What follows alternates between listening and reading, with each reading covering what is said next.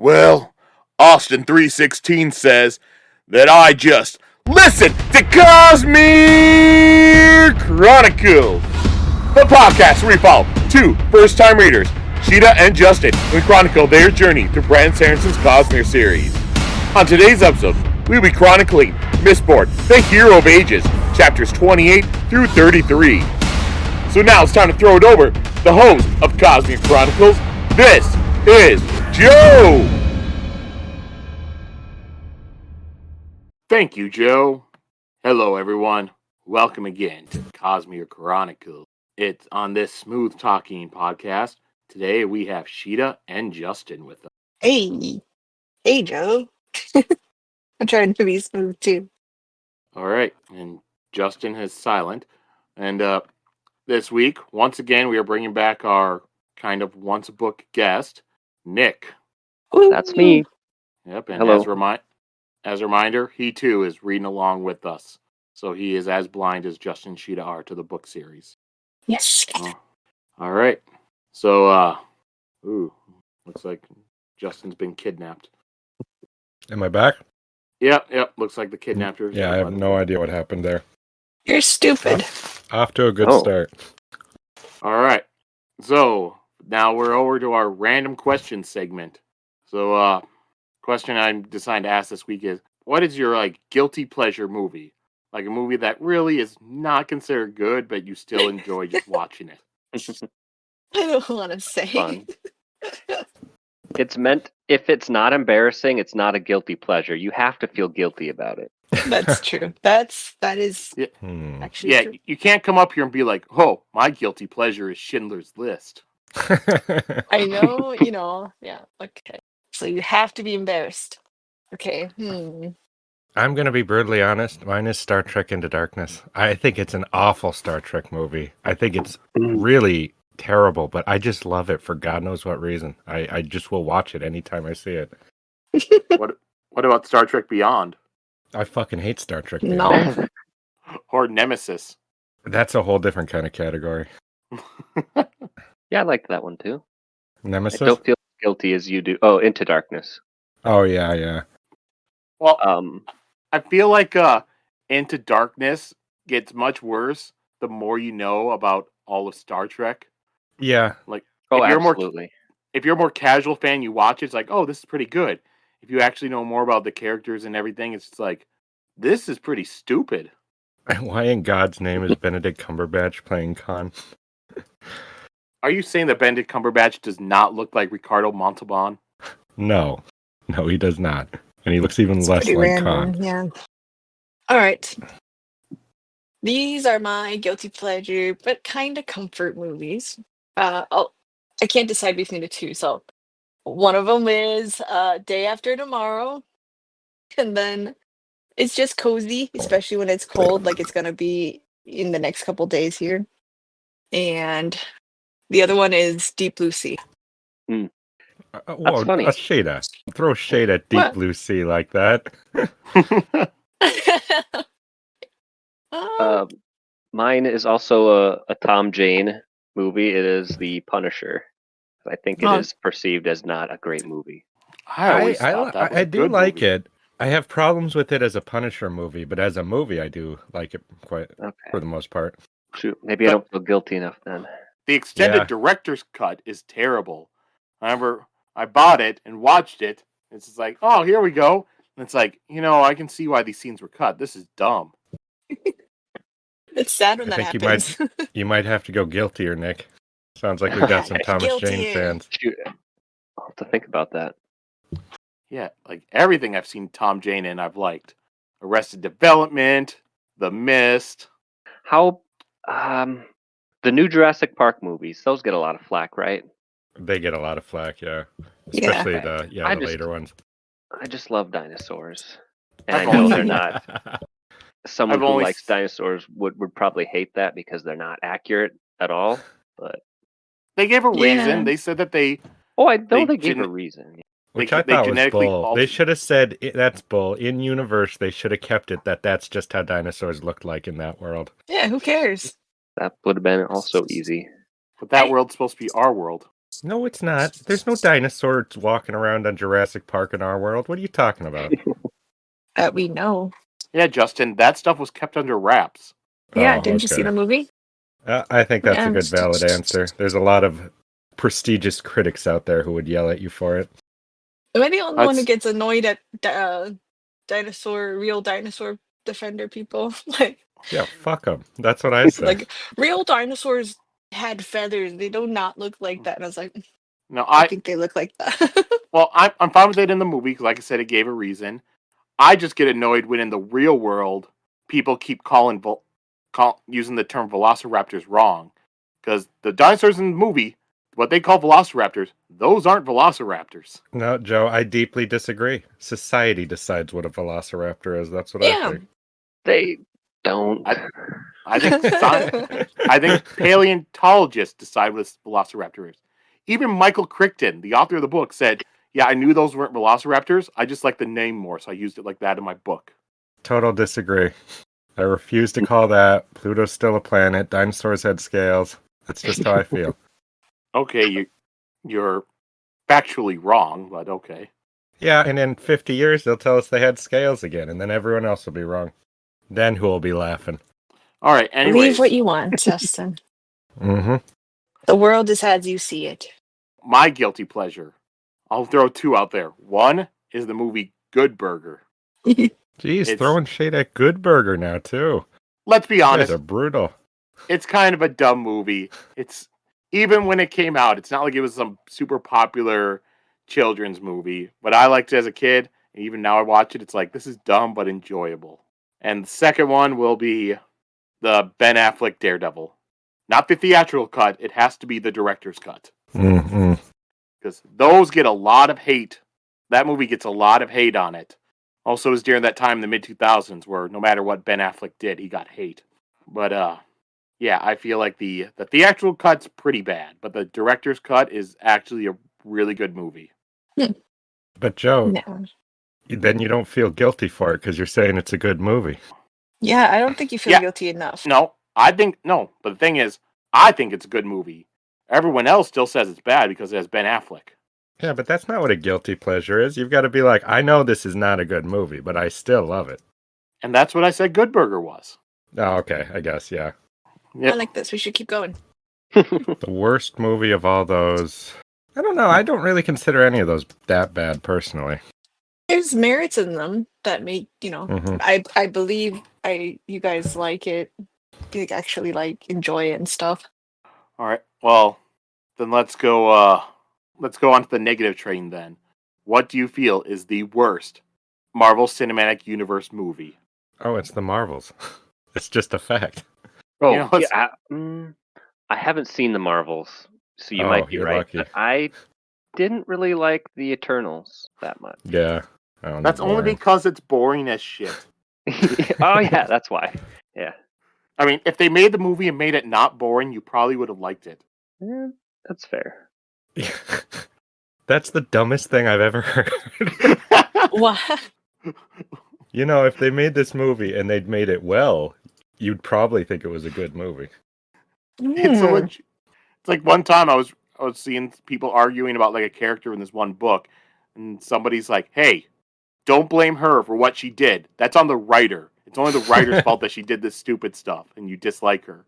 Like, well, it's not like she had a choice in the matter. She's not real. Well, I'll say Alright. my least favorite Marvel movie, Black Panther 2. Probably the one I do not like. I hated how they did Namor. Black just Panther 2 was nominated for Academy Awards. Yeah, I bet. I hate that movie. It's Yeah, not you say a- that like it's a good thing. No. that it works against it, Joe. If anything, You know, sure, it's not as good as the Academy Award winning movie Suicide Squad. Yeah. Oh, I have not seen, the thing is with Marvel, I used to always go see the movies like the first weekend they came out, go see them right away. I still have not seen Black Panther 2. Bro, you don't need to. It's not there's nothing in it. Didn't I just say that's my least favorite MCU Yes. movie? Like the worst one? I mean, Yeah. all right, going away from the obvious things like, Eternals, I'll throw out Iron Man 3. when that came out, I did not like it. I found it kind of boring. Oh my god, Iron Man 3 looks like an award-winning movie compared to the shit that's happening now. I hated Yeah. how we never got to see Iron Man fight his biggest villain. We never got to see him fight the Mandarin. Instead, they used it as a joke in the middle of the movie, and we got him fighting a guy that breathes fire, who, for all intents and purposes, was an original character. They took a name of a character from a comic and then just made it A an character original who character. died before the comic even started. That's the dumbest thing of all time. And then people try to say, well, it's okay. They redeemed the Mandarin by bringing him in a later movie. It's like, that was not the Mandarin. He did not fight Iron Man. I wanted to see Mandarin science does not versus do magic. super kung fu. That was not the Mandarin. Okay. Maybe we should stop complaining about Marvel and everything and get back to raving about or complaining about Brandon Sanderson, whichever you guys prefer. So we'll first start with a recap of last week's chapters. Nick, do you want to do that? Yes, he does. No, but I assumed I would. I'm prepared. Paired. What's that? Yeah. Okay. Demus survives his sickness. That was the first line. And that's the whole recap, yeah. That was let's see. Vin and Elend, they talk about ruin, deepness, and Elend talking about he's feeling ruthless and stuff like the Lord Ruler. And then someone comes in, brings the reports on the mist sickness, and they calculate the 16% rate and find that it's happening over and over in every sample. So they think that maybe something's going on. Sazed meets with the Terrace elders and says he can't stay and be their leader, and he's informed that none of them have been stricken with the mist sickness. Over in TenSoon, he talks to, I forget whose name that is, and talking about thinking of escaping or talking about he doesn't want to be in the dog body, so that they give him the dog body, and then that's what he actually wants because he wants to use it to escape. So they make him use it like as a punishment. The army reaches Phaedric City.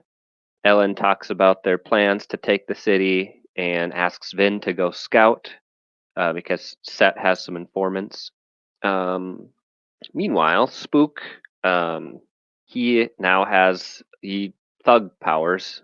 So, and he notices a metal sliver in his skin sticking out, and he's gonna take it out. And Kelsier's voice says, "Don't do that."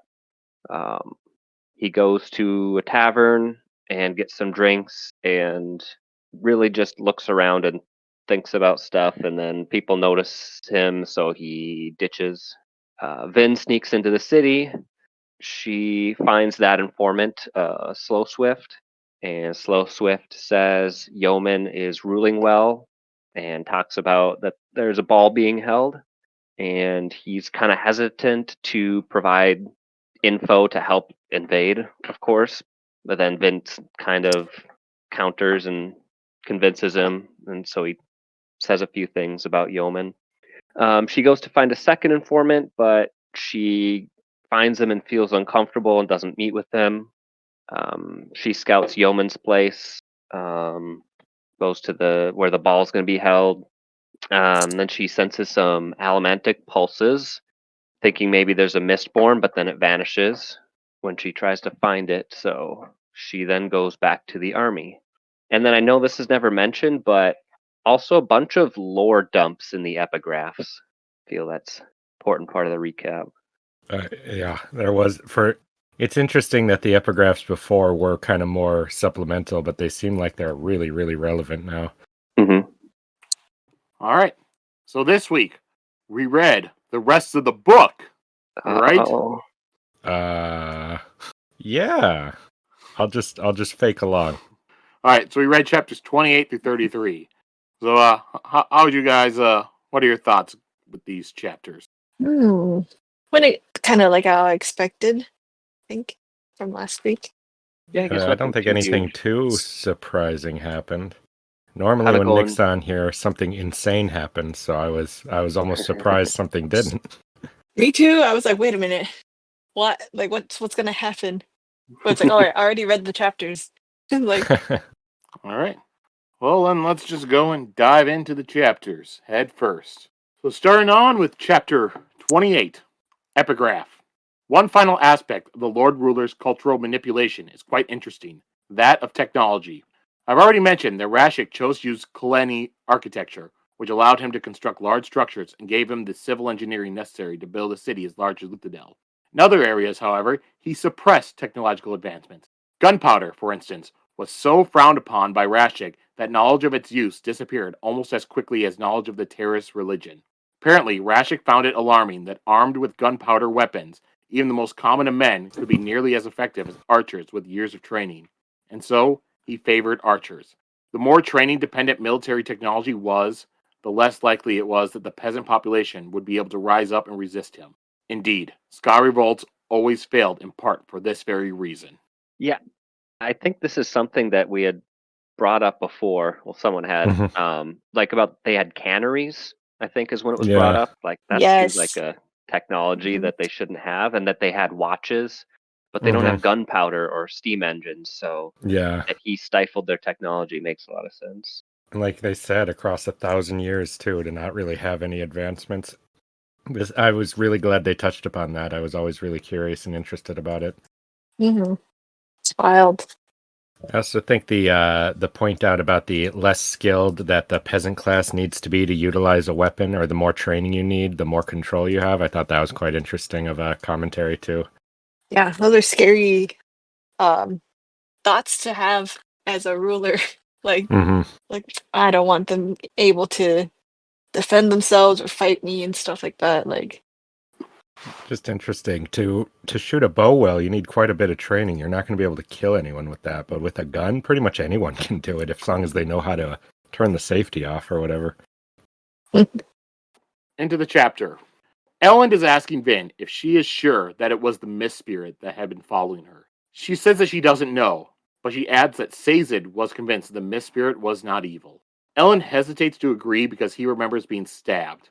Vin points out that Elend was only stabbed, so that way Vin would use the power of the well to heal Elend, and thus keeping Ruin caged. Also, Sazed had said that the Mist Spirit had led Sazed to discover that Ruin was altering the tech. So Elend agrees that it is the enemy of their enemy. Vin then tells Ellen that she had told Slow Swift that she was going to get rid of the mist and fix the sun.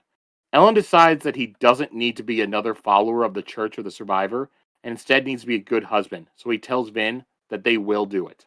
He asks Vin if she has anything, and she says that she does have some ideas, but she cannot tell him. Ruin can hear what they say, so they cannot discuss it.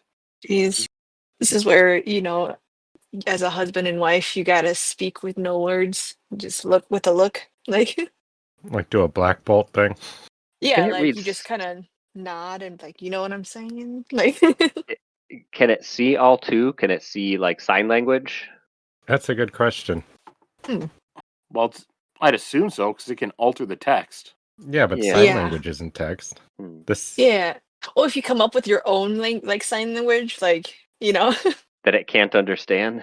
yeah, you just make Or something how do up, you like teach you. each other what it means without it? I'm sorry. I did spend a little bit of time thinking of logical ways around this, and I couldn't. Like the Yeah, only thing that's safe is your own thoughts.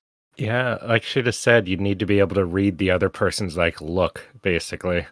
Or you'd need to, of course, like they say, order things to be done without the full intent known. But even then, I feel like you're not getting a lot done that way. Yeah, it kind of has a parallel with fighting someone with atium. You have to do things without them knowing. hmm You don't reveal what you're doing in a Yeah, way. that's true. And not Hmm. just that, you need to make them think that you're doing the thing they expect you to do, too. Yeah, So, that yeah. hmm ooh, Yeah, that's this is interesting. tricky. I wonder if they'll reference that later. that would be such a interesting fight or climax to do. Is some kind of like, at the end of like a heist movie, they finally like reveal what the heist was without telling, because they couldn't talk about it. I wonder, like, this is why we did this thing. Like, Oh, I don't I know. That'd hope be not. That's all fun in a heist movie. I'd kind of dislike that in a story like this where we're seeing their internal thoughts and stuff. Because then true. you'd have to be like, well, why didn't you tell us that?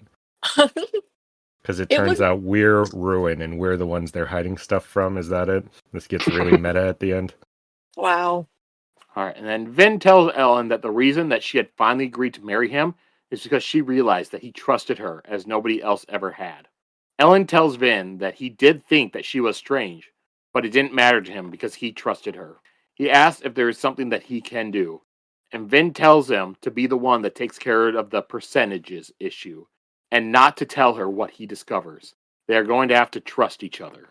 So, a note on the percentages thing that I didn't get to say Oh, last week because I wasn't there.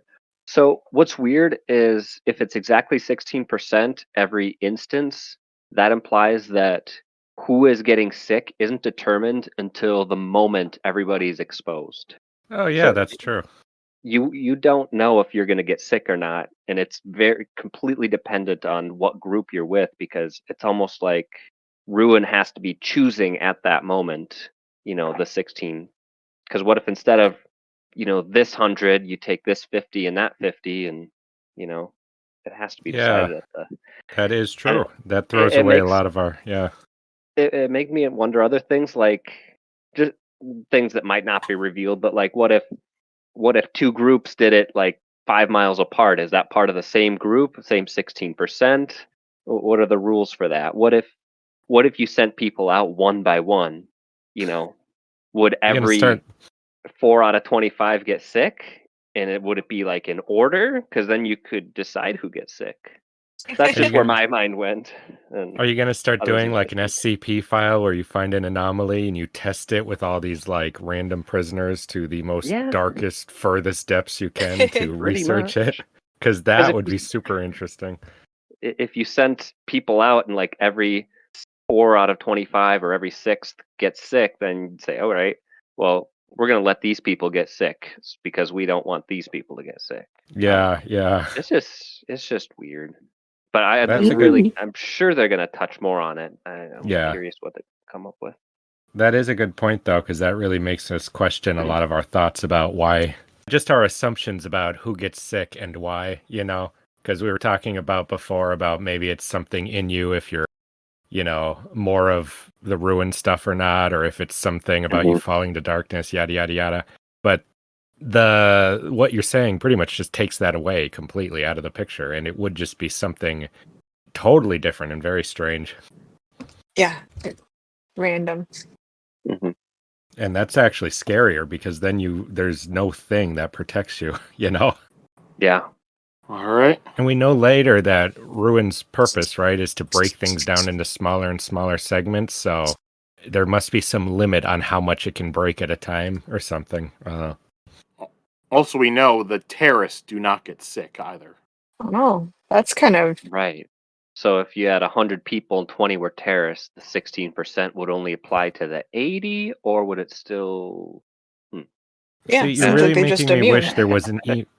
you're really making me wish there was an evil scientist to test all this in universe. I always love those kind of things. Yeah. Maybe they do that.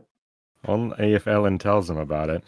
I feel like if they survive, Ellen will definitely do those tests. Well, What? he has the He's one They're already getting more obligator. doing it. ruthless. Yeah. He already was saying we're gonna do that, everyone be exposed, That's pretty ruthless I think already. that's different, I personally. mean, like years later when he's like, we have to figure out why this is, and then, you know, it's okay. They're just criminals, Justin. Oh, yeah. Yeah, that's what he's This gonna. seems That's to what he's gonna have think. escalated quite a bit already. All right, so we'll continue on. So Vin and Ellen, they begin discussing Yeoman. Ellen is writing a letter, but he knows that Yeoman will reject it. Ellen needs the supplies in the cache, and he's worried that if Yeoman already has gone to the cache, then they will have the food inside. Ellen brings up they could poison, the food stocks inside the city, but then innocent people will wind up starving. He brings up how he had executed Jastes because Jastes had brought an entire army of Kolos to Luthadel. And now Ellen has done the same exact thing to Fadrix. If he cannot get Yeoman to listen to him and to join forces, then he will have to attack the city with the Koloss. Vin suggests that there may be another way. The nobles are still staging balls, and Yeoman always attends. The two of them could sneak into the city and attend one of these balls. Elend could use this time to try and turn the nobles, and also to talk to Yeoman. Elend agrees to the plan, and then Vin begins to worry because she does not have a gown. Oh, what do I wear? I love that part. And that's the end of the chapter. Cute. I hoped that they would do this, so I was excited. And how do you not go to a ball? I don't think they went to one in the second book, did they? I mean, if there is a ball to be had. Oh. We had balls in Elantris, we had balls in Final Empire, you have ball in Hero of Ages. So 12 Ascensions are only one without a ball. Unless you count the well as a ball. No. I think balls are just fun That might events. be. They did dress up a few times. I mean, about as close as you can get. Yeah, they had dinner with Straff, right? It was a ball loss, that's what I'll say.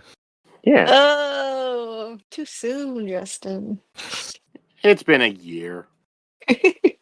Right, anything else in this chapter you all want to go over? Nick, I want to get your take because we don't hear. What's your belief on the morality of raising these, or Elend having to slaughter everyone in these cities? Oh, that's tough. That gets into a greater good conversation. Mhm. I guess try to find every other way possible first. Yeah. But after That's those are nice. all exhausted. Don't make me. I'm curious too. All right, we'll go on to chapter 29. The Lord Ruler didn't just forbid certain technologies, he suppressed technological advancement completely. Seems odd now that during the entirety of his 1,000-year reign, very little progress was made. Farming techniques, architectural methods, even fashion remained remarkably stable during the Lord Ruler's reign. He constructed his perfect empire, then tried to make it stay that way. For the most part, he was successful. Pocket watches, another Clenny appropriation, that were made in the 10th century of the empire were nearly identical to those made during the first. Everything stayed the same, until it all collapsed, of course. Yeah, that seems really fun to just make the world with all the best stuff that you want to have. Was Yeah, it probably seems kind of stale though for 1,000 years.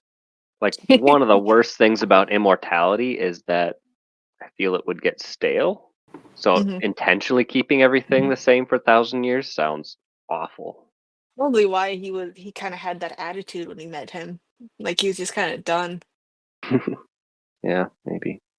all right. So we will start up the chapter. So Sazed, Breeze, and Allrianne arrive in Urteau and immediately meet with the citizen. Quellian tells them that they are not welcome in the city. He says that Elend Venture is a tyrant. Quellian asks if Sazed knows what he has done to the nobles in the city, and Sazed answers that Quellian has killed them. Quellian says it is just as the survivor ordered. He says that Elend was smart to send a terraceman, because if he had sent a noble, then Quellian would have killed them and sent back the skull. Quellian asks his men if they can feel that their emotions are being messed with, and says it is because of Breeze. And he says that Breeze is like one of the best people at, making them do what he wants. Then he asks Breeze if he used his arts to hex Allrianne, which Breeze responds by asking Quellian to ask himself why Breeze would have asked him to ask that question. And Quellian's taken aback by this. I love that. That was clever. Just throwing him off for the entire rest of the conversation. Questioning all of everything he's saying now, wondering if it's being manipulated. Yeah. Yeah, but like Sazed Pretty says, nice. it doesn't really help for the negotiation much. You call him that. He knew he wasn't really gonna listen. Likely. But it is like Breeze to mess with people like that, especially someone who's so unlikable. I'm sorry, Sheta, did you just say the citizen was unlikable? Yes. That sounds like noble talk. Uh-oh. It would be exactly like Breeze. And then Sazed brings up the mist, and he can tell from Quellian's reaction that the mist has killed people here as well. And Sazed says the ash is constantly falling, the mists are killing, and the Koloss run free, so it will be a good time to ally with Elend. And they are also going to be able to grow more food to help with Quellian. All this does just angers Quellion, and he feels like it is just a threat, and he tells them to leave. As they leave, Sazed asks if they can stay in the city, so Quellion gives them the okay, because he knows that if he said no, they would just sneak in anyways. I thought it was really funny at this part. And he's just like, please let us just stay. He just kept insisting that they're going to stay. That was funny. After they leave, they see a group of people making a bonfire in the courtyard, and one of their soldiers explained that it is tapestries, and that the citizens staged this for their benefit. And then Sazed notices that the soldier that said this is actually Spook, and he wonders why Spook is wearing a blindfold. And I wonder why Spook didn't say, "Hey, it's me, Spook." By the way, he has to be all mysterious and just obviously they're gonna recognize me, or I don't know. He is being so funny. He did the same thing as Well of Ascension too. Oh yeah. Yeah, like when he first showed up in that book, he showed up and he was wearing like a fake beard and stuff, pretending to be a soldier. Oh yeah. Oh yeah. Huh. He does like sneaking up on people. That's why he's called Spook. I bet he felt real good about that. And then because of his tenai, when he was with Vin and Elend, this is when Vin already ran to the city. He would sneak up on Elend a bit, without him hearing. He would just show up. You know what I'm talking about, Jess? I do not remember that. You don't remember but that? I believe you. Spook would be scouting, and then Elend be kind of waiting, and then he'd just show up out of the woods. And that's when Elend started seeing the mist spirit too. So he was kind of jumpy. Oh yeah, I remember that. Thanks, Spook Nick. is one of those people who people normally overlook, right? So he's probably got used to just acting like that and using that power to seem more. He's got mysterious. Kurokono basket. Yeah. His power of presence, his anti-presence. Mm-hmm. It's interesting in this whole part to see Spook from their perspective, because I didn't really realize how much he's changed until they're like, "What the hell is going on with him? He's so different." I love that. They're just like, "Hey, Spook." It's like, wow, you have a whole thing going on over here. Yeah, huh? what the hell have you been up He to? never mentions that either. Yeah. Yeah. Mm-hmm. And Breeze was just like, well, yeah, he's different, but hey, he's able to talk and stuff, so it's an improvement to me. And then Spook tells them that there are no inns available in the city, so instead he brings them to the Canton of Inquisition to make that their base. And then the citizen never ransacked the canton, and instead just had it boarded up. And Sazed is surprised to see how strong Spook is when Spook is removing the boards from the door. And when they walk inside, Spook also forgets to light up a lantern. Breeze and Sazed discuss that Spook seems different now, but they find that his disposition is an improvement. And Spook leads them down a door into the cavern where the cache is. As he does, they discuss they will need to lead a rebellion against Quellion. Inside the cavern... I know. Someone had to say it. What was that? Rebellion against Quellion. He kind of has it coming. In the cavern, they find a huge lake of water, and Breeze suggests that this is probably where all the water that's supposed to be in the canal streets above went. And that's the end of the chapter. It's getting exciting. I think it's so funny. The description of the room is having no furniture in it, and so it just felt like a weird, creepy box. I like anything more we get to see about what it's like in their weird little society they're building and how uncomfortable and terrible it seems to feel. Yeah, really cold and unnatural. Mm-hmm. All right. Anything else to this chapter you three want to go over? Just, it's so interesting that Spook has superpowers and is not telling anyone about them. Not just the Tin-Eye thing, but when Sazed's like, man, he must be working out. He's super strong. Yeah, maybe he wants to be all dramatic about it. Yeah, he seems like a secretive guy. Right? Use it when it comes up. Yeah. I like Spook. I like that he's a weirdo. Is he doing the same thing with pewter? Do we know that he's doing constantly burning it? When he was at the bar. Yeah, he was not burning it at the bar. Okay. He flared it up to open the bottle, but and then he felt a little better because he was still injured, but he was not burning it fully, constantly. And we've seen Vin is almost always burning pewter. Right, but not flaring, which is what he was. Wait, was that what he's doing with tin? Always flaring it or always Yeah, burning it? Yeah, he was always flaring tin. Yeah. But Vin, like we've seen like the pewter drake where she flared it for like 16 hours.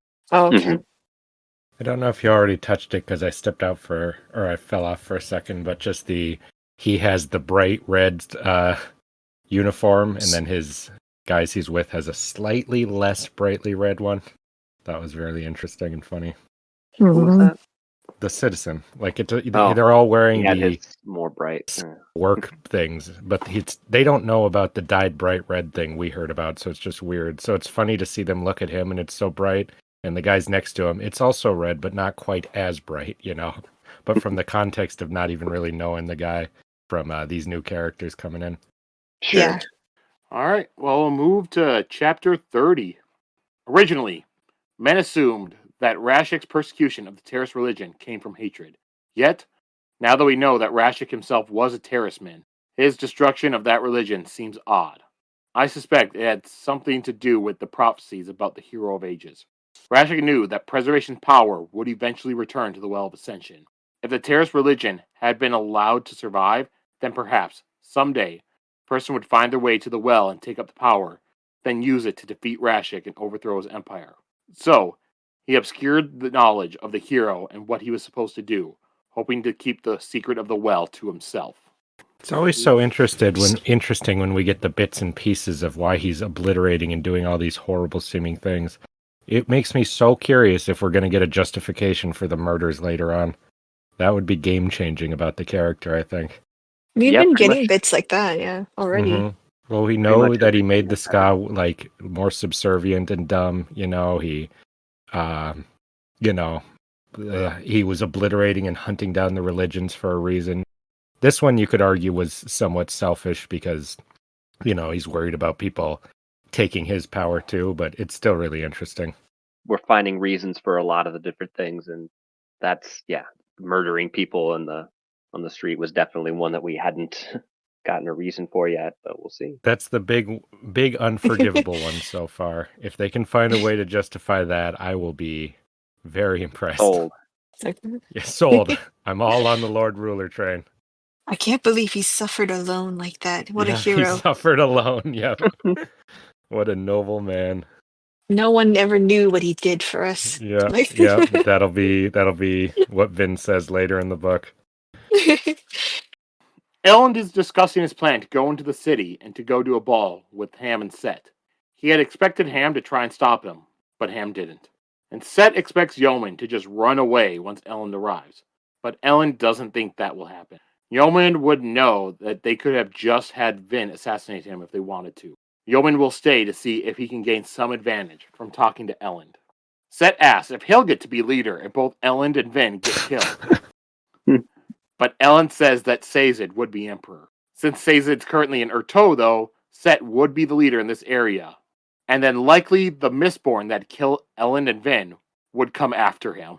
His orders, if that happens, are to go back to Luthadel and then have someone get Sazed and to have him lead. And then Vin arrives in her new dress and turns heads. Ham is proud to see how much she has grown.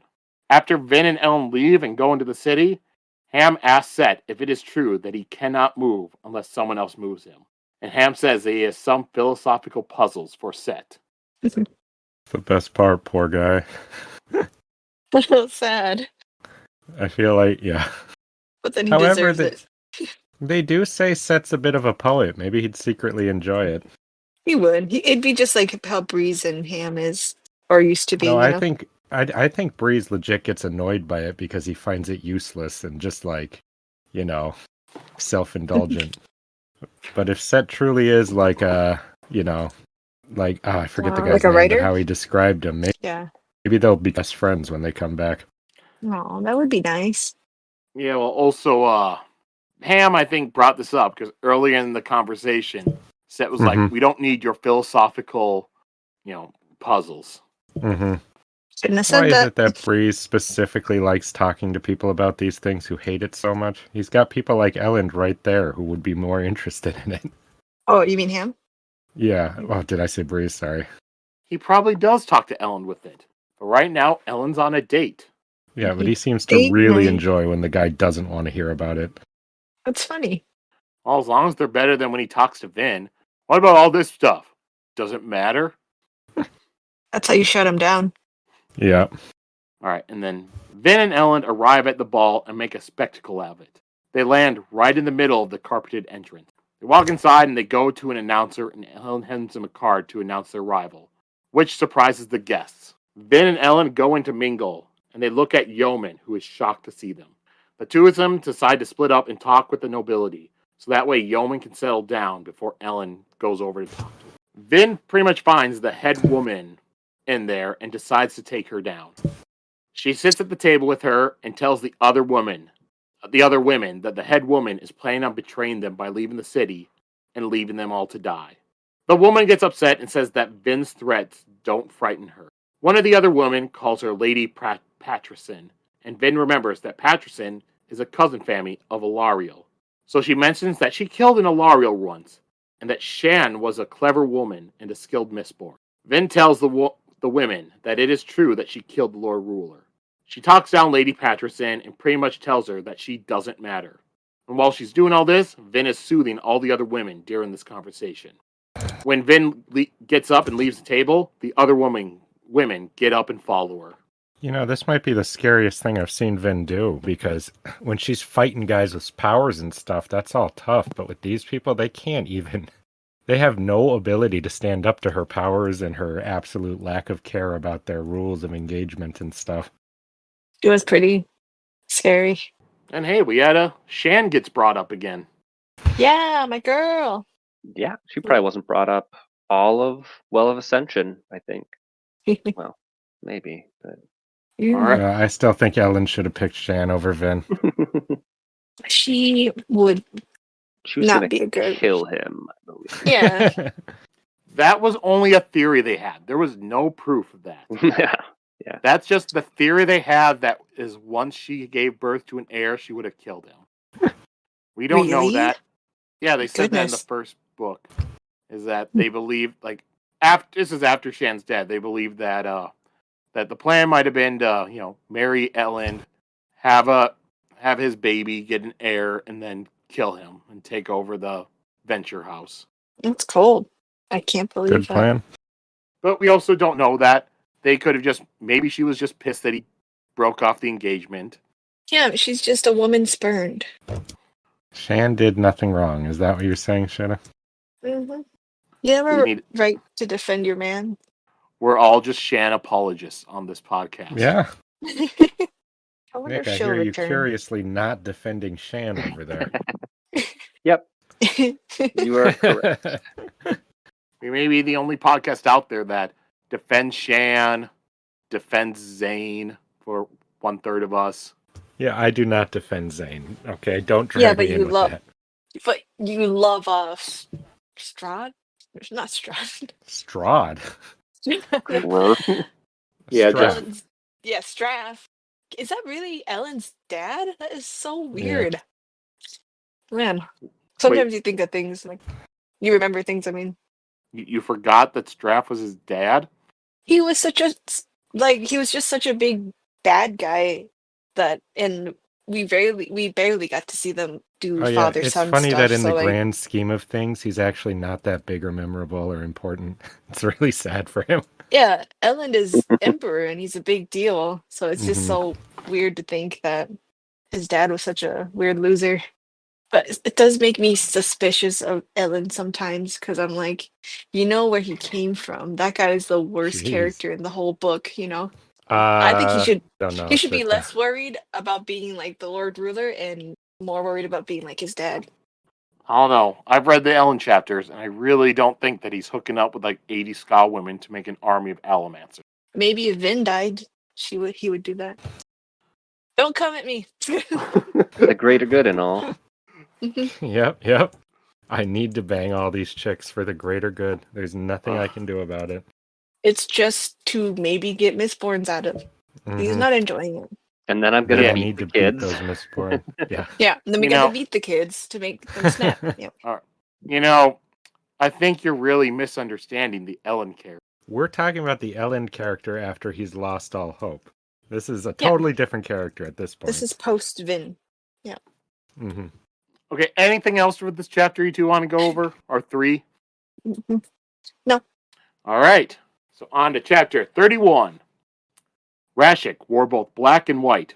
I think he wanted to show that he was a duality, preservation and ruin. This, of course, was a lie. After all, he had only touched one of the powers, and only in a very small way at that. Man. I can't help think about Lost. Like I always think about it. Mhm. Hey, does this imply that you could touch the other power, Ruin? Yeah, I wonder. Yes, I knew it. This is one of my theories. Ooh, Really, I'm don't know how excited. much good you could do with that. Or does he feel like he's in a higher level of understanding where he would, think, that they're both I don't know. I'm trying to think. Does he think that they're both necessities and like he's keeping the balance between them, Or does he see it as one is a good thing and one is a bad thing? But this would imply that he sees himself as an arbiter between them, right? Yeah, like he's wielding both or something, Yeah. and it would make him more powerful. Which he's obvious. Yeah, so an ego thing. He's obviously not, Yeah. Yeah, he's lying about it, but he knows there's two kinds of powers.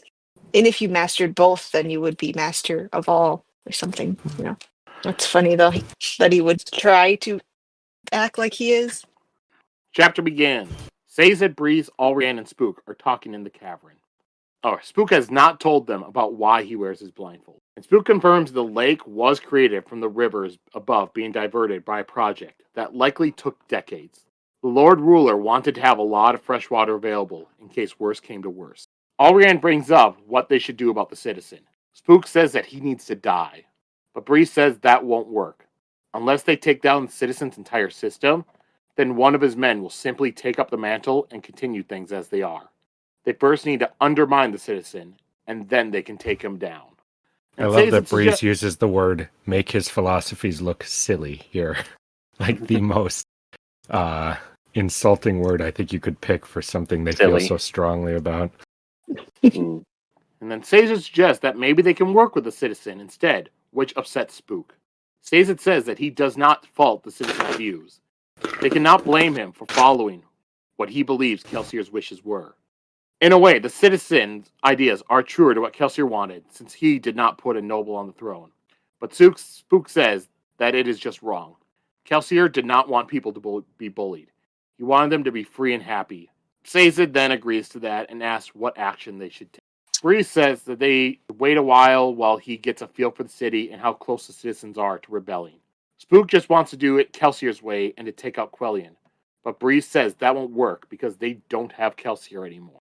The meeting breaks up and Sazed thinks about the darkness within him and that it made him feel like he just didn't care.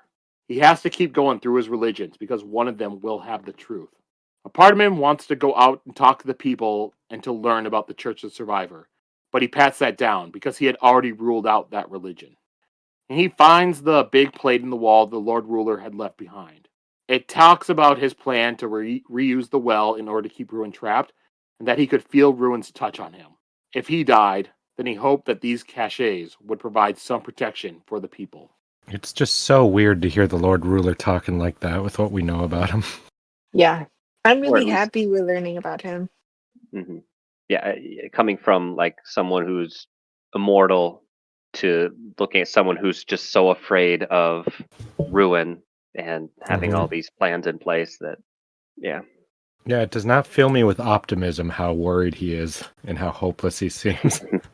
Yeah, because he was the strongest person, and Mhm. he's scared. Like that's. Again, I do feel really bad for him. I'm starting to really sympathize with him. Just remember the executions. There's a reason. It has Yeah. to be.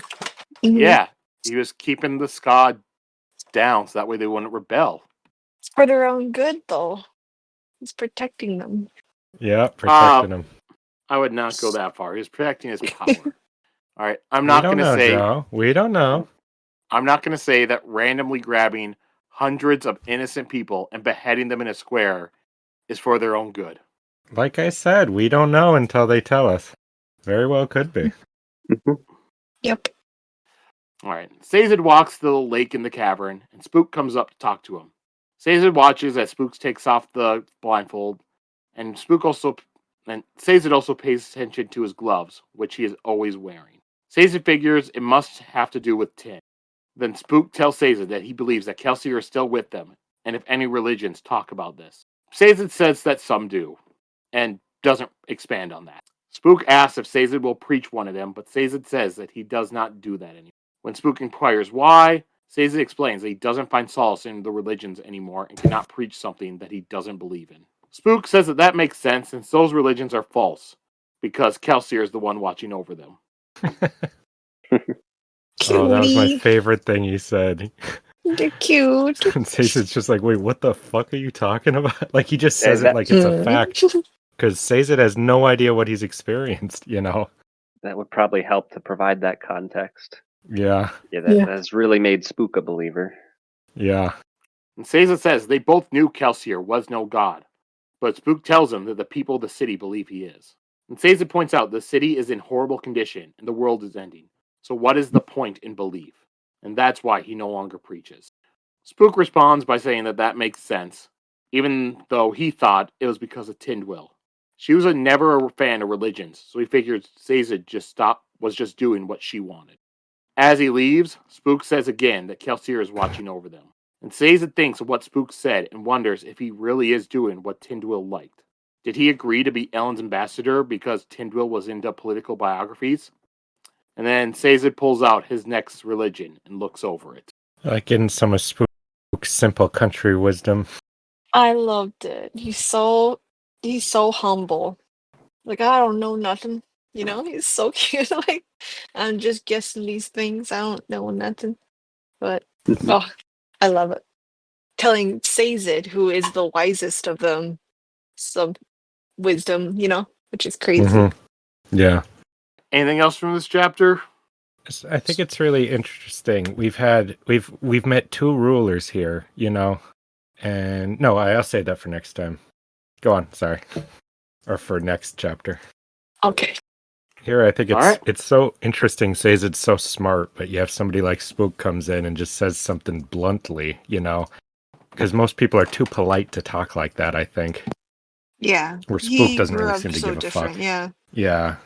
He's like, I don't know what putting on airs or, you know, not Mhm. saying these things is, you know. I don't know why you wouldn't say these things. You know, he's the best. Yeah, you would like him.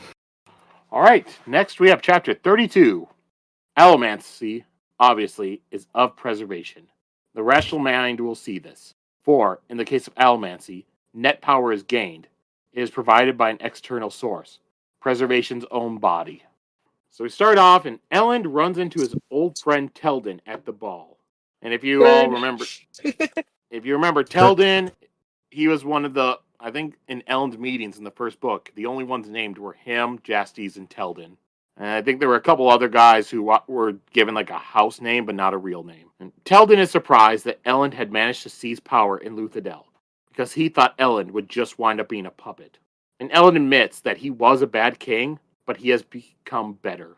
Teldin asks if Elend is simply going to try to intimidate Yeoman, but Elend tells him that he will conquer the city if he has to. Teldin asks what happened to Elend, and Elend tells him that the world caught up with him. Teldin says that he became the Lord Ruler, but Elend says he hasn't, and explains that he will still allow Yeoman to rule. He just wants an alliance. I love when we meet Ellen's old friends and they're all like, they all just like got old and lame. Like, Yeah, but they also haven't like changed that much too. Where Ellen seems like a completely different person in this part. But they seem like they're, you know, they've changed, but they're still kind of boyish, you know. Where Elend is now like a full man. He's an emperor, you know, like he's got a totally different perspective on things. And but not it. He says some of his old thoughts were somewhat naive, but it's not in the way of just for no reason, you know. Like I'm having trouble keeping my thought here. You know what I'm saying, though? Yeah, Sheta. Yeah, I do. He's really matured and gone through a lot. Had a lot of experiences and stuff. Where these people basically lived the life they continued living the life they were before. Thank you. Exactly what I was not wording correctly. That is correct, yes. I feel Jastes wasn't quite living the life he lived before, but So Yeah, But but yeah, he was definitely still that's the trying to difference. strive after the same That's the kind of difference. Yeah, thoughts they had and because stuff to justify what he was doing, which mm, Elend was doing just at the same time too. They mhm, were both it pursuing shows their that. kind of what's that? philosophical. Yeah. It shows the difference between them that Jastes fucking broke down, became Hmm. like an alcoholic and stuff, and went a little crazy, but Ellen stayed firm and like strong and grew from his experiences and stuff, Hmm. which makes to him be the better man, you know. to be a, to give a little bit of stuff to Jastes to be a little fair to him. He did see like pretty much his entire family killed, including the children and his sister. So he did Well, kind of I'm have gonna be reason for fair. breaking. If that same thing happened to Elend, I think he would have taken it better. Yeah. I don't think he would have done what Jastes did, of course, you know. And Ellen has his own stuff. Like he's seen a lot of other Yeah, he violent saw stuff. his And his father die, dad. Joe. Yeah. hmm And try Well, to we kill did. him. That's He Well, we worse. did. lost a That's worse. brother. He didn't know him, but I But think it's he still interesting to would have see him taken it better. confront both because they all had similar philosophies. And when he came to Jasts, he could barely reason against him. He couldn't talk to him really. He didn't know what to do. But now he comes up to this guy, I already forgot his name, and he knows exactly how to talk to him. He's way more confident and stuff, you know. You just see how different he is compared to just the last book. hmm I can't see Ellen as a man in my head. I don't know what He it has a is. Like beard. they keep saying that, but I still imagine him as Timothy Chalamet. I don't I You don't see him casted him as it. wrong. That's what it is. Do I you Like do, I do you not consider Timothy Chalamet a man? he Timothy doesn't have a Chalamet looks like beard. he's 12, Joe. Have you seen him as Bob Dylan in the new movie? Yeah, he He looked like Bob Dylan, who still also looks very young. yeah. Yeah, it's nothing against my boy. I just he's supposed to be like freaking Aragon in here, Ar- and I don't see him like that. Like, Wait. When you say against your boy, are you talking about Elend or no, Timothy Chalamet? Timothée Chalamet. He's How my many of boy his movies have you seen? too, and Okay, that's okay. in many YouTube reels. Like, All right. At least you saw something. I didn't know if you were just going to be like, I never oh saw yeah, any of them. I'm watching through his filmography. They're just so long, so his movies are all like 2+ hours. Like, anyways. Back to Elend. So he walks over to the table with Yeoman and he sits down. And he notices that Yeoman is wearing a bead of atium on his forehead. You know what's weird? That this just made me think just now, or when I read it, that Elend hasn't actually ever used ATM yet. He's been a mist, right? They haven't had any. He's been a Yeah, because they Mistborn for don't like have a any. year. That's true, yeah. Yeah, it's just interesting. Oh, I I wonder what's wonder if gonna that'll actually happen. come into play. That's a good point. What if HEM infects you with something and Ellen will be the only one not? No, Ellen will just be Ooh. blasted into the future because he's so strong. He's gonna try it and just phew, yep, he's gone. Elend says that he has come seeking an alliance, but Yeoman doesn't respond. Yeoman points out that Elend brought an army and now arrives at a ball trying to intimidate. Elend says that he doesn't want to kill anybody, but if Yeoman denies him, then things will grow difficult. Yeoman says that he detests Elend, and Elend winds up responding with witticisms. Yeoman says that Elend feels like he deserves the city, and asks if these people look like they need liberation. Yeoman says that Elend pretended to let the people in Luthadel be in charge. But then when they chose Penrod as their king, he had his Mistborn conquer the city and became emperor himself. Ellen tries to explain that Penrod had manipulated the system, so Yeoman points out that that is just a flaw from the system that Ellen himself set up. People depend on stability in their government. Ellen and Yeoman begin having a philosophical debate, and they keep referencing all sorts of different books. Ellen offers Yeoman a deal. He will allow Yeoman to continue to rule, but Ellen just wants supplies. Ellen says that he is here because of the cash, and he notices something in Yeoman's reaction. Yeoman says that he doesn't know what Ellen is talking about, but Ellen doesn't believe him. Yeoman says that his people would rather die than be ruled by the man who overthrew their god and destroyed their religion. Elend responds that he will wait a few months and allow Yeoman's people to starve before attacking. Then he leaves and looks over at Vin and gets an idea. I really loved them having the philosophical back and forth from all their texts. I thought that was like all this made up crap, but they talk about it like it's real. I really enjoyed that. Yes, from this book? Wow, yeah. Mm-hmm. It's like, yeah. Oh, don't lecture me about him. He was more of a philosopher than a scholar, Yeah. Uh-huh. I thought it was really interesting. We've heard so much about Yeoman, that he's actually somewhat at least of a true believer. Like, he really seems to hate Elend messing up the whole system, Yeah. I wondered about that. To have someone a little bit more intelligent and aware of that stuff and trying to do what he thinks is best for the people, it's interesting. Mm-hmm. Like doing the balls, to, like providing the stability. Like at the beginning, that's what Ellen and them did too. Like that's why he got to be king. It's also what I was going to say before is we meet two rulers across these, and it's really interesting to see one who has total belief and loved the Lord Ruler, would really liked his rule and thought it was great, and then the guy who's the exact opposite, who just hates him and all the nobility and follows Kelsier's rule or way instead. It's really interesting to see the problems that both versions are causing to our heroes who aren't even really invested in any of that. They just want to actually do the thing to save the world. Just the two types of, zealotry, basically, and how they lead to different looking, but in the long run, similar results. Mm-hmm. So Vin is at the center of attention for a group of women and realizes that she accepts this. She had tried to only accept the street part of her and deny the noble part, but she was half noble. This is as much a part of her life as the rest, and she feels more at ease now. Elend interrupts the group and he takes Vin out onto the dance floor. And some of the women looked at Elend dreamily. Vin's heart races because they had never danced before. And then right as the music begins, Elend pulls out a book and reads it on the dance floor. Vin isn't... I hate him. Yeah, that was pretty much Vin's reaction. Yes, I was like, what the fuck are you doing? You're ruining this moment for me. I would be so mad. I would hit him. Vin is annoyed, but Elend points out that it is the same exact book he was reading when they first met. Oh, please. Corny ass Ellen. He won you over there, though, didn't he? He did not win me over. Made me work for Vin, but not me. I will admit, this part I find both just kind of cringy and groan-worthy, at the same time, kind of, funny and little romantic. Do you remember what they're actually like without all this fucking end of the world stuff? They're a couple of dorks. Yes, I know that.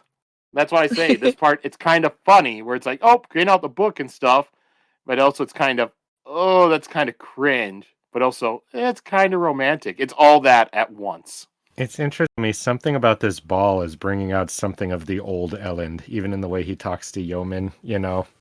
Yeah, he even mentioned that. Yeah. Mm-hmm. So then Elend puts away the book and the two begin to dance. While they're dancing, Elend says that things did not go well with Yeoman. He allowed his old self to sneak in and he joked around. But Vin tells him that's a good thing.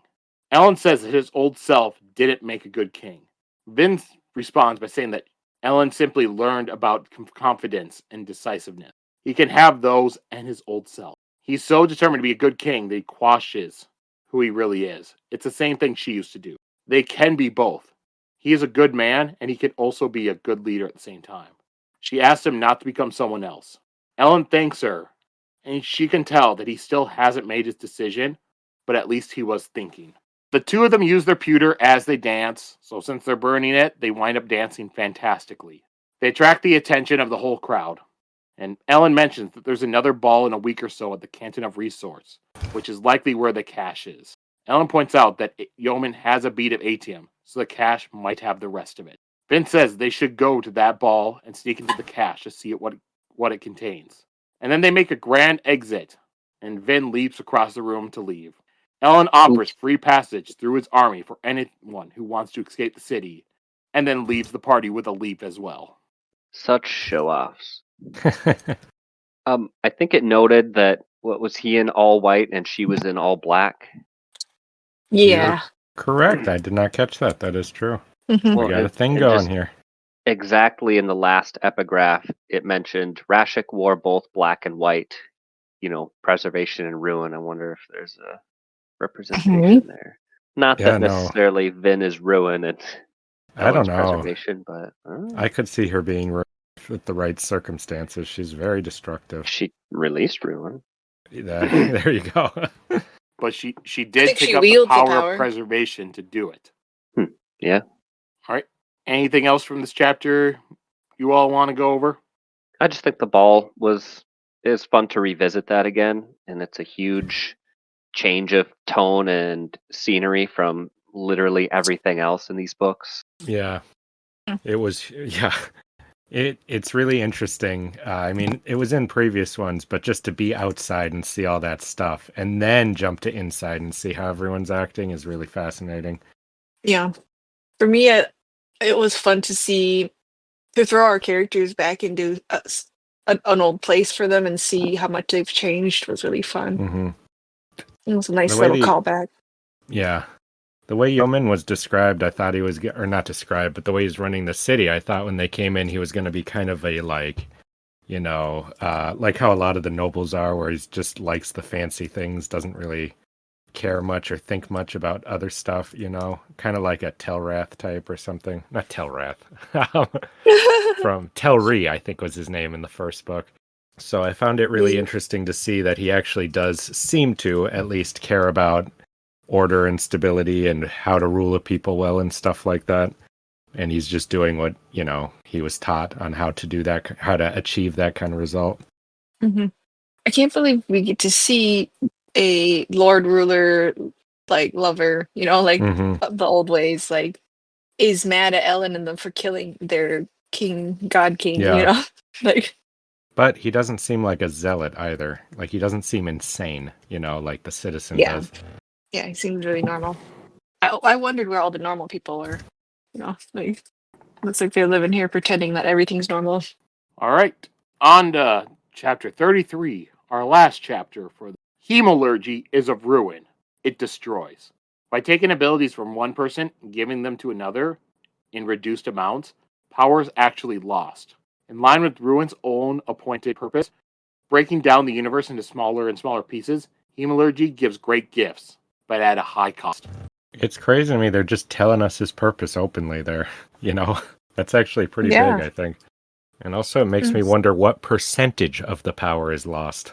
Is it 16% of it? I mean, I never really got the grasp at how hemalurgy works. I know they put spikes through someone into someone else. Yeah. Something like that. Them officially saying it's taking the power, which I think was heavily implied. I don't think it officially said that before either. And my other thought is power is lost, and I wonder if there's, if you go conservation of energy or something, is ruin getting that power? Does that power go somewhere? Or does it vanish? I mean, that's not a... Well, we don't know the rules in this world, So that is true. It could just be that it just dies with the person, Sure. But yeah, they did very specifically use the term power is lost. And yeah, because ruin breaks things down, right? It doesn't objectively just destroy things. So there could be something to that, I think. I would think bringing ferochemy up would be like a combination of the two or neutral or something, because you literally do both with ferochemy. You give up power and then you get power. So I don't know if that's going to be brought into the mix, but yeah, that's Well, I think we still need an answer on exactly where this power is coming from, right? That would tell us. Because we know it's those beads, but Well, I would think that they would describe it. Are you talking about allomancy or any of the okay. magic? Yeah. I would say that they would describe ferochemy as the power is literally coming from you, whereas they told us allomancy, the power comes from preservation's body. For that one, for sure. But as far as how the magic is available. I don't know. So yeah, that is an in-between one. That's really interesting. I feel like we're gonna get something crazy at the end of this. I just have that feeling anytime we start to think about this stuff. Yeah, I'm thinking huge revelations or something. Yeah. All right, so chapter begins, and TenSoon is being led into the trust warren, and he can feel the disdain coming off the Kandra watching him. And the stands inside are completely filled, and even Kandra have to be outside because there's too many people there. TenSoon is in the wolfhound body, and he is feeling good in it. And he's brought onto the raised platform with two Kandra standing to the side with mallets. Oh, It's so dramatic. Brutal. Oh yeah, brutal. We're gonna smash you. smash Just think all of- your bones. Like, Just think of it like the Gold Roger thing, but instead of Gold Roger, it's a dog, and instead of like blades, they have hammers. no, that imagery is too sad. Oh my god. No. That's terrible. Yes, if you're an animal lover, do not read this chapter. Just kidding. You know, if you're an animal lover, at this point, you've already gotten past Vin killing a dog and multiple horses. Horses? Oh, she cut straps in half. Oh my gosh. And when she was going into battles, there were times when she would just be like pushing on like the horses and like their horseshoes, and they just went flying. I never thought of it like that before. Oh really? It was such a violent imagery though. Yeah, but I was just like, oh wow, she's fighting. I didn't think that, I didn't imagine the horses being flown and hearing them go like neighing all sad and stuff. Well, Vin doesn't really care about the animal. I imagine not, since she's had a hard life. She'd be one of those people who would be like, you feed your dog better than those starving kids on the street. Like, All right. Kanpar begins to speak, but TenSoon interrupts him. He gave to give information, not to receive judgment. TenSoon looks back up at the first generation's alcove and tells them that they cannot keep ignoring what is happening outside. The world will die soon. So they need to be ready for it. And soon it may be time for them to give the command to their people and to accept the resolution. And then a voice comes from the alcove. Proceed, Kanpar. So their actual voice from the first generations. Doesn't prove anything. it's a recording. But when they shuffled, that one was what was more convincing to me. When they moved. Yeah, they kind of moved a little bit. Now I know they're not just fucking cardboard cutouts. Everything's run by the second generation, just pretending to speak for Mhm. them. They got like the Home Alone setup where their car setups are dancing around and stuff. Yeah. There's got to be some truth to the second generation running everything thing, though, because why would they have us not see? Why would they make such a big deal of the first being up there like that? Yeah. I think it's. Yeah, you don't get to say. Yeah. I was going to say what my thought was first time reading the book, but I decided to stifle myself. And then Kanpar says that TenSoon's boons. Kanpar says His that boons. He says that TenSoon's bones are to be shattered, and then he will be bricked up, and then finally will be executed by starvation after 10 generations. I could not believe that description, especially like, and then we'll let you out, but you'll be executed by starvation. Like, Jesus Christ, what kind of... That's like the worst is there punishment anyone- I've ever heard of. Is there real people who are suffering that punishment like right now? No human Like- could survive that. No, like not people, but more Kandra. Is there a Kandra in their Oh. prison right now suffering that? Because that's terrible. There's got to be, right? I think generally they've just executed them. I don't know. Well, I mean, they never mentioned, but the crime that he did is especially terrible. Yeah. That they had to That's true. torture him Okay. and That's a spend the little extra, I resources don't know. to keep him alive for 1,000 years. Like, come on, just Was it 1,000? Well, 10 generations. Oh my them God, I just read that imprisonment. as 10 years. You're right. Oh my 10 goodness. generations. Like, That's What a an little over-the-top overkill. punishment. And he has the gift of... yeah, presents or whatever. What is it? So he'll be aware of it the whole time. That is hell. That is crazy. Mm-hmm. All It's right. also good to know that it's not just acid. They can be starved to death, apparently. don't know if that had ever been brought up. Well, That's he was true. being He did have to eat. yeah, he was being fed in the pit and given water there before. I know it was just a conversation about how no one actually knows how to kill Kandra for a while. Yeah. So And then TenSoon says that he had learned something while he was out there. Humans' bones aren't built for speed, but dog bones are. And TenSoon leaps at Kanpar, shattering his crystal bones. He runs through more seconds and winds up breaking their bones as well. TenSoon leaps over some Kandra at the exit and manages to escape while thinking about how he is leaving behind his honor. And that is the end of part 2. Mm. stupid crystal bones. Come on. It's pretty. Asking for It's it. good. You're asking for it. I feel like they could like fall over and break their bones. Yeah. Which I That's guess they where can get like new ones, but it hurts. Yeah, but it shows how little like physical activity this guy does. He's not a man's Yeah. man like TenSoon. Mhm. You have crystal A man's bones, you're just dog. sitting there. A man's dog like TenSoon. Cute. Can't believe he escapes by just being a dog. Like that's not very hard. You know, like That's all it took is just all right, I planned my escape. I'm gonna run out. yeah. That's what I mean. Like no one can catch That's a my dog. master plan. Like I'm gonna run that way. And it worked. It just shows too, because they didn't really it just shows how rarely they have people who go against the system. They're not prepared at all. no one He no one he can was catch also him. he was also a dog that had to keep up with Vin running through the city. I know Yeah. he trained and stuff, but still, these are super powered beings, right? Like they have No. all these abilities. They're not super powered They don't like have him. someone. They're limited No one by has. their form. Yeah, no one thought to Mhm. have like a cheetah body or something. Like they Yeah. just. I think it's interesting that they never really got creative with it, like he did. Because That he was we out. know of. That's because they find it demeaning. I would actually say they are probably disincentivized from being, because the more powerful and creative they get, the more of a target they put on themselves, and Yep, their whole yep. purpose is to You're right. not have a target on themselves. I Because the see. second you start having Dang, cheetah bodies and like all kinds of crazy shit, is the second the Lord Ruler is like, okay, that's enough of that shit. Just kill them all. That's crazy. He really neutered everybody then.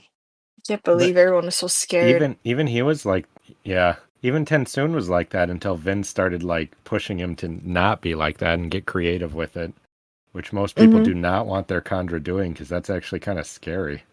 That's sad. Anything else in this chapter you three want to go over? Oh, I just wanted to say that TenSoon running off, like escaping because he was a dog form, is like how Sirius Black escaped at Azkaban. So He if just you are turned into ever a dog and left. imprisoned, just learn how to turn into a dog and you can escape easily. I'll keep that in mind. Yeah. Becoming I it mean, if what you're even gonna become an happens if the image. guards walk into your cell and there's just a dog there randomly? Like, what happened? We better let this dog go. Yeah. Yeah. Get out of And here, they just doggy. let you go at that point. Yeah. It's foolproof. Anything else in these overall chapters that we went through this week? Any of you want to go over? No, I just really enjoyed getting to see the two leaders of government. I didn't think we'd get to see that so soon together, and I figured both of them would just be boring losers, but only one of them turned out to be. Yeah, that's really fun and interesting. The contrast, like you pointed out, was really cool. I'm very disappointed to learn that the citizen is not more charismatic and buoyant in private conversations. I was hoping he'd talk all self-important and grandiose, but he's just totally normal. Listen, that would be noble. Like he would never do that. You might be right, but he talks like that a bit in public, He's being like Kelsier. He's not being Well, like a Kelsier gives noble. some pretty goddamn grand speeches, Yeah, larger than life, but like I don't know. He's giving what he assumes Kelsier is like. Yeah. He's playing him. Maybe he's still putting on something in front of Sazed and Breeze and them, though. Also, we did find out he has powers, right? That's Not a thing. It wasn't officially. just his guard. Or was it just his I don't guards we remember. officially saw? So I think we knew that we So- saw him do that. what it was? So during the battle, Spook went to try to. He was like using like a sword or something, and it got stopped. And he looked over and he saw Quellian. So he Yep. believes that Quellian is a coin shot because he was able to stop his Right. sword swing. So it wasn't Like- official, but it was heavily implied. You should have mentioned that to everyone else. Yeah, well, he's I not feel one that's to pretty mention things. important. I'm sure he'll Spook bring has that up been- when yeah, it's yeah. relevant. But that just I makes mean- his line about you think that did you to put a noble on the throne when he's got noble blood and powers in him makes that line I just- funnier. If they can, prove that to the people, that's a good way to ruin that guy's credibility Oh yeah, without for sure. like just killing him. Yeah. Yeah, it's true. Yeah, they've got their flaming gun there, I think. All right, on to our theories and predictions and stuff like that. So how's this whole rebellion against Quellian gonna go? Pretty much what we just said. All they got to do is reveal his power Expose and him. then kill him. I'm gonna write how a will- rap called "Rebellion Against Quellian." Yeah. Are you sure that he wouldn't call his own the Quellian Rebellion? Hmm. Mm, The Quell He- Bell. Yeah, the Quill. No. Oh God, no! I No. hate that. Mm-mm. This is why I don't follow the Citizen. Now, I how do you think the people will react to that information? Will they either say, "Hey, all of what you've been saying is just silly, and we shouldn't follow it," or will they say, "Well, we should keep following it, and since you're noble blood, we have to kill you"? mm. I don't know. The people on the ground do not seem as invested in this whole anti-noble thing. They're They just seem kind of to eat following up- what everyone says. Yeah. Yeah, especially as they whatever he see more and says. more of it, he's just acting like a noble anyways. Mm-hmm. It's just like gonna get rid of coins, gonna like Yeah. wear colors, like he makes the rules, so like I don't think they'll really have a choice. I'd assume it's just like real life where you've got some people who are super, super into whatever the political thing is, but the majority of people don't really care and they care more about what affects their own, hunger and Mhm. stuff like that. And he does not seem to be doing a great job at getting people to feel good about those things. Mm. I hope Spook just kills him and then takes over. Marries his sister and takes over. How would he take over? What would be his right to it? Oh, because the survivor chose him. Is that Uh-huh. Yeah, he's a disciple. Well, he Now he also looks- he just married into the family. it? That's how noble things work. That's not how whatever That will the hell give you him- call this works. That will give him a right on that side as well. For people who care about that. If the people here, as much as I don't think they care about the nobility thing, they probably do genuinely care about the survivor and the religious aspect to it, So if Mhm. Spook could convince them that he is the emissary of the survivor, which I can't even argue with at this point, Yeah. then he could have something there. He literally talks to Kelsier. I put that in quotes, but you guys couldn't see that, so Literally. Kelsier in quotes. Because I You still am mad. We don't know whether didn't it's him or really. not. Yes. Why not? You're not convinced, Sheta? I just want more information. So I was kind of peeved that we didn't get the information in these chapters. See, Sheta, you just can't get anything nice. You ask for 2 books about you want Kelsier back every single week. You get him back, and now you're like, I don't want Kelsier. If that's even I Kelsier. do. I do. I just want to know if it's really him and if I can, fully be joyful about it. Or, be ready to learn that actually that was just an evil spirit pretending to be Kelsier. I don't want to get hurt twice, Joe. All right, going over to Fadrix. So at the next ball, are they going to be able to find the cash? Oh, I think so. It'd be kind of boring if they didn't. Unless they're both, killed or something, which I doubt. And they think that Yeoman already has gotten in there because he has the ATM on him, right? Mm-hmm. So Yeah. what's the state of the cash going to look like? Yeah. Yeah, that's true. They might find it, but have it be ransacked and empty. And as a believer of the Lord Ruler, I wonder what he'd make of the tablet if he finds one in there too, Hmm. He seemed kind of shook, so I wonder if he found out something more. Like if that he I found can't say. Yeah. Just a little note that says, whatever you do, do not let a man named Ellen Venture take over. Hmm. If he asks about this cash, do not show him. He is not my friend. Yeah. No Ellens allowed. So that means you can get one Elend allowed. Oh my goodness. I've watched The Simpsons. That sounds like a Simpsons joke. Yeah, it's like no homers allowed. But you let this homer in. Yeah, we said homers. We can get one. There it is. I remember that. I think that was the Stonecutter episode. Hmm. All right. What about Ellen's next meeting with Yeoman? How's that gonna go? About as well. Yeah, Yeoman's not going to yield. Yeah, I don't think so. He'd probably, if he truly believes that this man killed his god, I think he'd rather die. I mean, he already said it's probably better for the people to all just be killed. Unless something secret and drastic happens, yeah. Like Vin going over and like shaking him up a bit.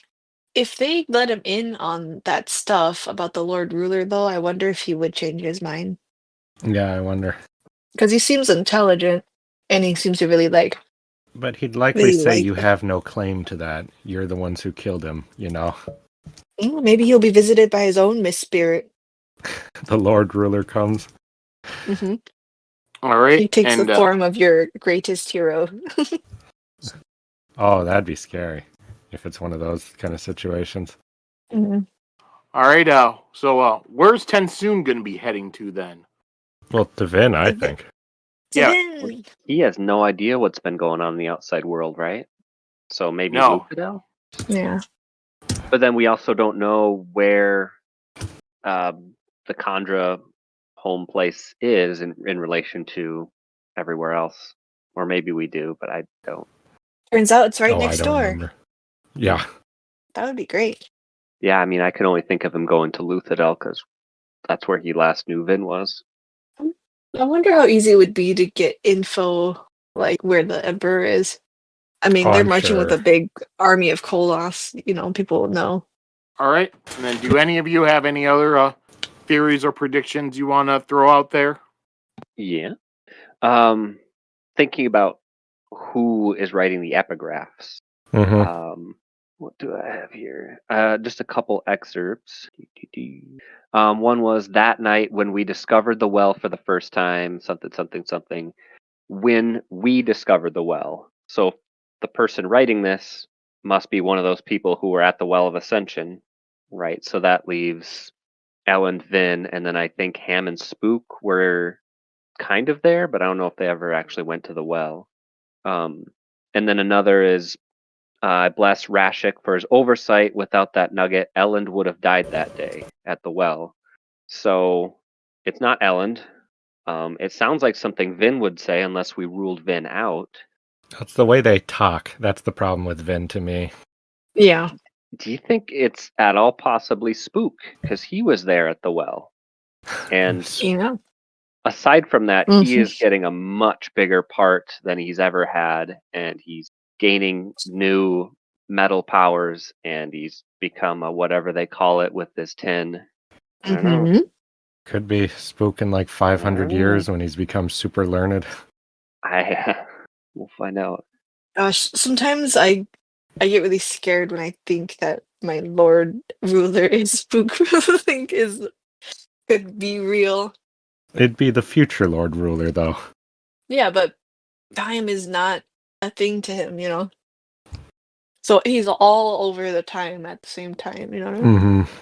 But now there's more evidence Spook is getting, like, I thought it was a little silly, but now that Spook is getting a lot of attention, it could very well, he could be a bigger deal. Mm-hmm. And another thing is Sazed. He's just really sad. He's depressed. He is not like Sazed was one of my favorite characters, if not my favorite, in maybe Well of Ascension, but he is really taken a turn, and I'm hoping I can't think of what's gonna get him out of this because he's gone through all the religions and he's just grasping at straws. But I'm wondering if there's like some after death sort of thing, that what Kelsier's doing, perhaps, that maybe Mhm. Tinwill's going to come back in some way for him as well, just to get him back on his feet. I'm really curious about that too, because Mm. like, if this is a metaphor for, somebody like Brandon Sanderson's own moral feelings or people's moral feelings in general, just giving you the thing you're searching for and saying, oh, the afterlife exists and that's why you overcome it would be kind of a cop out, but in universe, it would make sense. So I'm really curious how he's going to resolve that, because he's clearly got some idea of what he's trying to say overall, with this loss of faith thing. But to just to be like, faith is just what you make it. It's just a human thing, blah, blah, blah, would also be kind of a cop out, because then we wouldn't get the supernatural element of what is the real religion that we've been following this whole book answered either. Mm-hmm. All right. Anything else? Mm. Due to low ratings on the segment, the impromptu poetry segment has been canceled. Oh, man. Joe, I spent an hour preparing. Then it's not It's That wouldn't improv. really You be cheated. impromptu. Oh, dang it. See, and that's also why, because people are cheating now. Yeah. All right. So we will just dive into characters and quotes of the week. My favorite character is Spook this week. I loved his simple wisdom, and I really loved seeing him through the other characters' point of view to see how strange he is and he's become, and how he's really got his own thing going. Like, he's kind of just doing his own thing, own story to the side, and it's really fun. My favorite character this week is Yeoman. I found him very interesting. I'm really fascinated by the idea that he's not just an evil idiot. He's actually a guy with his own thoughts. Having another actually religious guy reminds me of Hrathen, which I think is part of what I like too, even though this guy does not seem as good in any way whatsoever. And I liked how learned and logic he was when he held conversation with Sazed. I hope I do get to see more of him and he's not just killed off screen like I also kind of expect. When he's talking to Ellen, you mean? Or Yeah, what did I say? Sazed. Oh, well, that would be a good conversation. I'd love to see that. Yeah, I was like, did I miss that? That was my fan fiction. I'm sorry. I did like both of those, but I'm thinking TenSoon. Just the really clever dog trick, to be able to get out, and then also like turning his back on everything, and he was very, one by the books. He was like he turned himself in, hoping he could dissuade everyone, and didn't. So kind of just turned his back on all of that to just run away, because that's how much he believes in what he's doing. Yeah, I like TenSoon too. He's really brave. And I'm happy that they had all the fur and stuff with the dog, because what if he came back without all that in a dog shape? Just like a horrible humanoid dog freak. This be like the Thing or something. Yeah, the Yeah. Thing. Yeah. Well, all he would have to do then is on his way back, you just need to find a wild dog, kill that one, and use its body. I You know, I'm guess. going to be honest, though. If he was some kind of fucked up body horror dog, he probably would have been my favorite character this week, too. All right. Well, my character, I'm gonna go with Vin. I liked her at the party, just shutting down the head bitch at table, getting rid of her, and becoming the new head bitch in charge. Liked her, when she first shows up, with her dress, Ellen's talking to her. It's like, wait a minute, that doesn't make sense. We Mistborn don't need to make sense. But I'm Mistborn. We Mistborn our Mysteria. Oh yeah, and it's all stuff that Kelsier told her. It's like, we Mistborn are mysterious. But I'm Mistborn too. We Mistborn are don't need to make sense. Just repeating these lines from the first book, it was funny. Yep, and then also her just telling Ellen, being like, hey, you can be good, and also you can be your old self. You can be a good leader and be good. You don't need to throw away one for the other. Yeah, Ben's wisdom. Like, yes, I learned that lesson these past couple books, and I'm sharing that with you. All right, so on to quotes. I don't have a backup quote. You go first, then. So, Sheta. sorry, but take yours.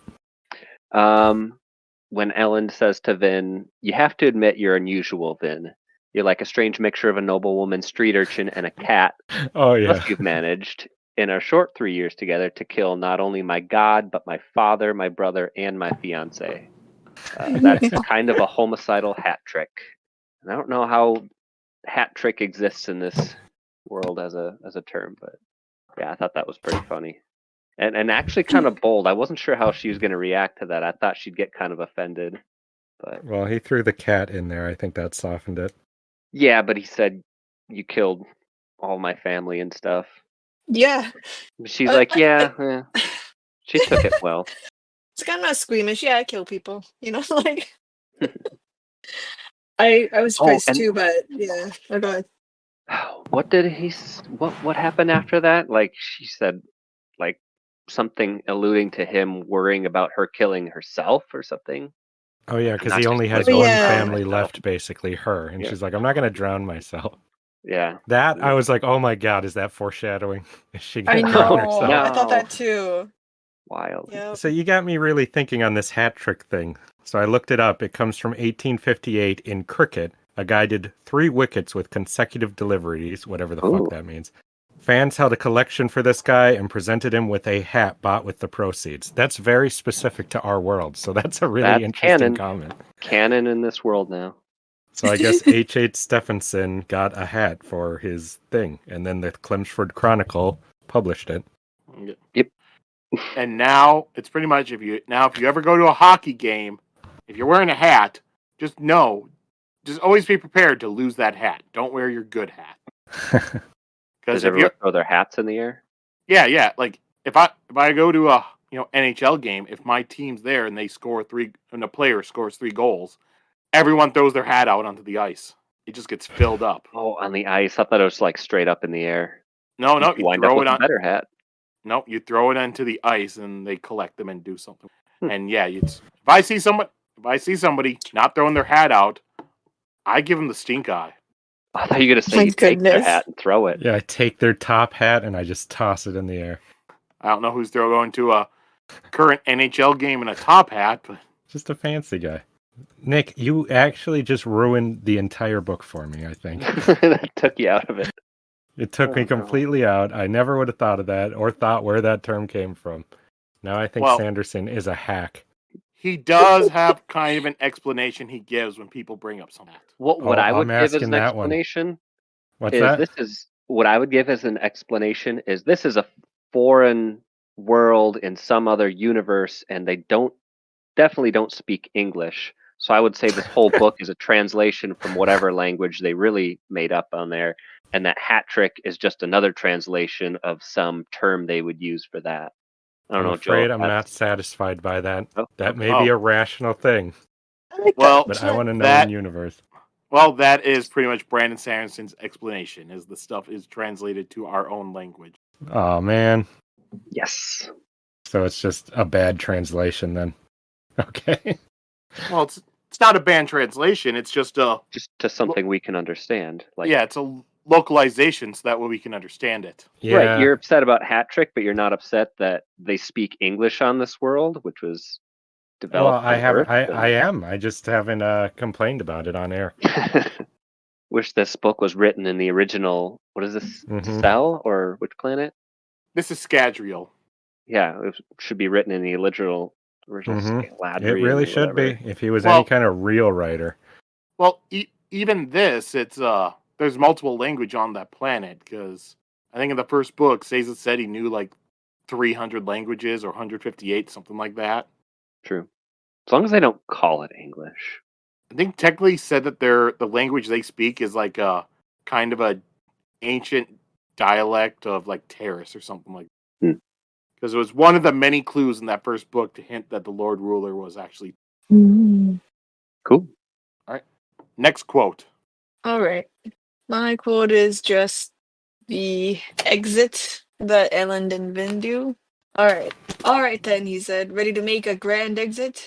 Vin smiled. As the music ended, Ellen spun and threw her to the side, and she pushed off the metal rim of the dance floor. She shot out over the crowd, guiding herself toward the exit, her dress flapping. Behind, Ellen addressed the crowd.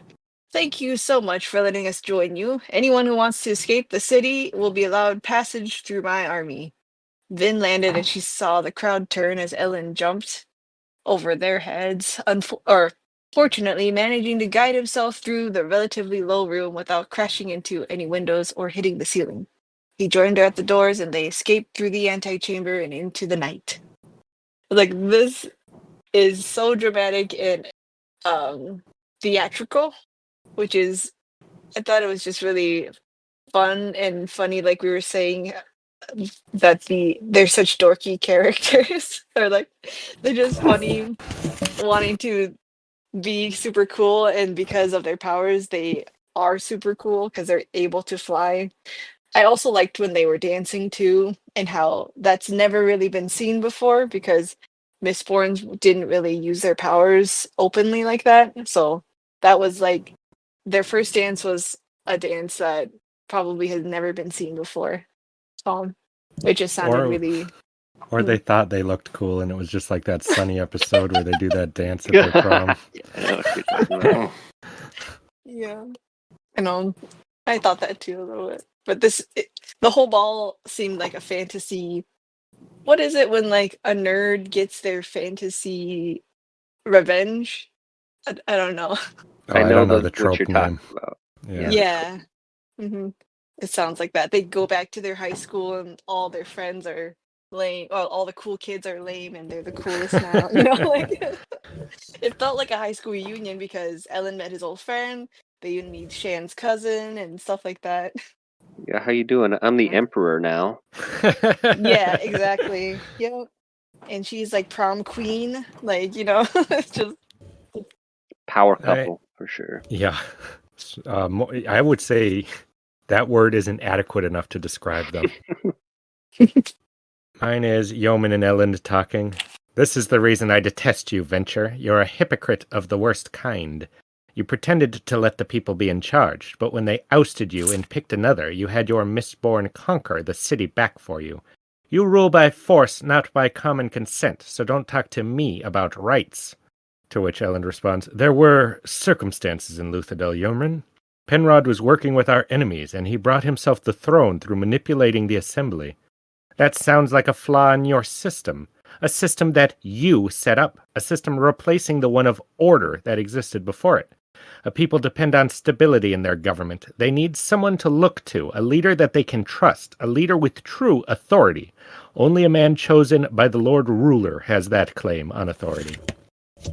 I liked that exchange between them quite a bit, especially because after when Ellen says basically like he can't even disagree with him because it's just pretty straightforward and logical what he's saying, and you really get a sense for what you get to see what somebody who would dislike Venture so much says, where most of the people we see, they like him quite a bit, or they only hate him for irrational reasons like the citizen does.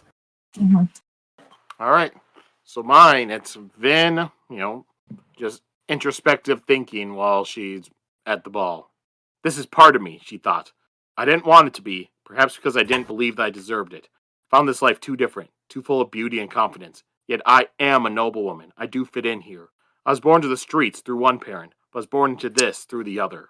She spent the first year of Ellen's reign trying so hard to protect him. She forced herself to focus on her street side, the side that had been trained to be ruthless, for that would give her the power to defend what she loved.